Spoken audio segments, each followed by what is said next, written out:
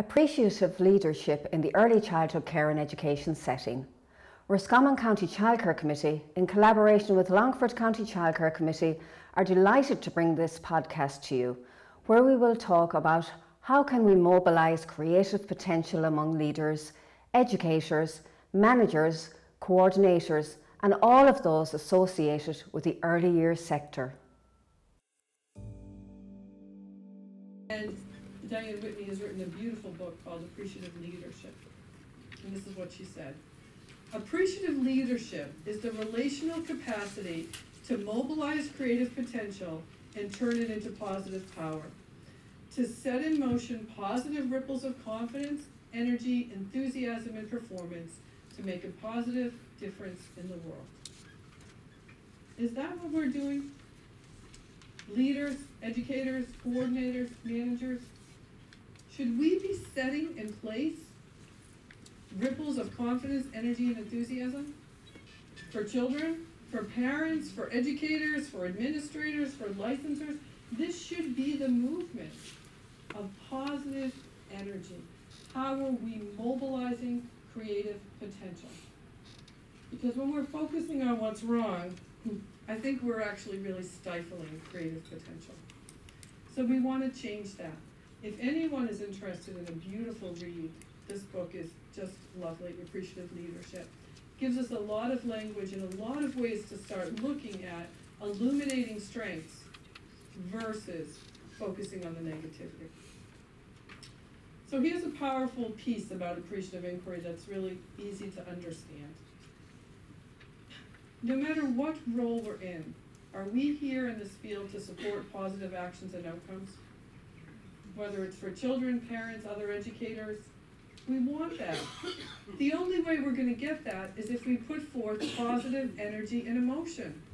We are not going to get positive outcomes by putting forth negative energy. Again, back to my 12th grade physics class, like energy attracts like energy. Negative actions, negative outcomes. We want positive energy and emotion to guide positive actions and outcomes. Positive conversations and interactions. If we want to start getting to the positive outcomes, we need to be talking in a positive, strength-based way. We need to be greeting and interacting with people in a positive way. That requires us to ask positive questions and have positive reflections. Make sense? The way things are going? Do we live this? Not so much. If we're going to ask positive questions and reflections, we need to be basing that in positive anticipation of the future. I can't have a negative oh my God, this program's going down the tubes, and then go in there and ask them positive questions. It doesn't happen. If I say, excuse me, one magical thing that's happening here, I want to learn more about what's happening in that magical rock garden, and I focus on that positive thing, I'm going to generate positive energy to help me understand the program and move it forward. And that requires us to be paying positive attention in the present. What am I seeing? How am I seeing the strengths? How am I seeing the positive in each situation in order to move towards that positive actions and outcomes? 5 core strategies of appreciative leadership. Inquiry, inquiry, inquiry. We need to stop chattering on about our perspective and ask positively powerful questions. How do we get people? What really happened at Specsavers? Tell me more about that. Was that just to the elderly gentleman, or they talked that way to everyone? I can gain more information by asking powerful questions. I can get her to illuminate the story the more I inquire about the strengths. Or I can ask positively negative questions. Oh, sure, I heard they get a bonus. Every time they say a good word, they get an extra, pound in their thing. That's the only reason they do that. Those people are not positive. We can turn that switch every day, right? We want to focus on the positive. We want to illuminate the best in people. I always tell people in leadership and management positions, if you're going to start this change, start it with the person you feel most distance to. Maybe a negative riff or something there. Just start being kind, asking positive questions, highlighting an example of their good work.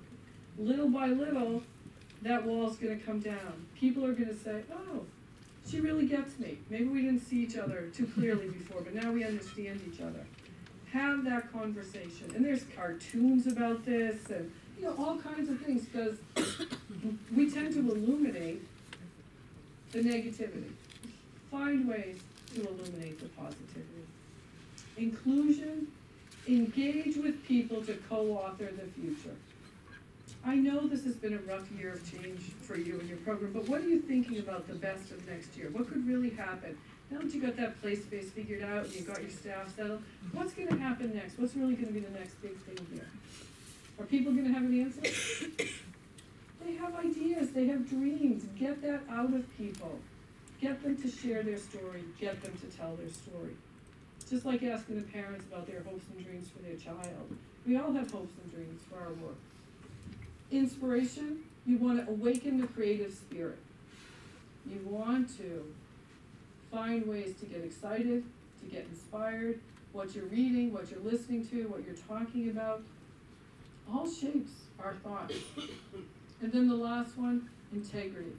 How are we making choices for the good of the whole? Really thinking about what's going to be best, not just for me, but for everyone. Getting people to have a voice, including people in decisions. Make sense? Sort of back to the principles of positivity. Is this stuff we need to go back, get that master's degree in appreciative inquiry? This is stuff we can live and practice just by bringing our awareness up. Talked a little bit about that. One thing I want to touch on, because a lot of negativity I think comes up in our field around assessments. We can have appreciative assessments. This is not a contradiction. We can talk about data, reports, the licensing reports. Some big organization in Boston that I've been working with sent me a letter saying, I haven't responded to it, they're so disappointed in their licensing study because they didn't have the right mats on the cribs. They had to have the fitted sheets and they had the flat sheets, and they were cited for this, but they got the new sheets and they sent in the report, but the directors are all in a huff and they didn't get through it. Being in licensing for many years, they are always going to find something. The whole positive energy of the organization had shifted to negative because they didn't have the right sheets on the car. Guess what? Get the new ones. It doesn't change who you are. Don't let the assessments become your identity. Just like we don't want the child who maybe is a pusher to be the bully in the classroom. Oh, he's so aggressive. When he's frustrated, he pushes. It's very different than being the aggressor. Oh, we failed. You did not fail. You had 100 items on your checklist and you need to buy new sheets. That does not mean we failed. But do we go there? Do we put that hat on? We have to say, oh, this is really interesting. We learned a lot about crib safety, and now we have one more change to make. They had bought all new cribs because we had some weird thing with the width of the bars and everything. But the letter that they sent me was so downtrodden in negativity. We want to be sure that we're catching ourselves, that these small things are not taking us away. Are they a vibrant organization that's caring for over 200 children with high quality? Yes, they are. So you want to own that positive piece. You want to discover the strengths, engage around the strengths, and move forward with the strength. Our diversity work, the sparkle of good feelings awakens the motivation to change.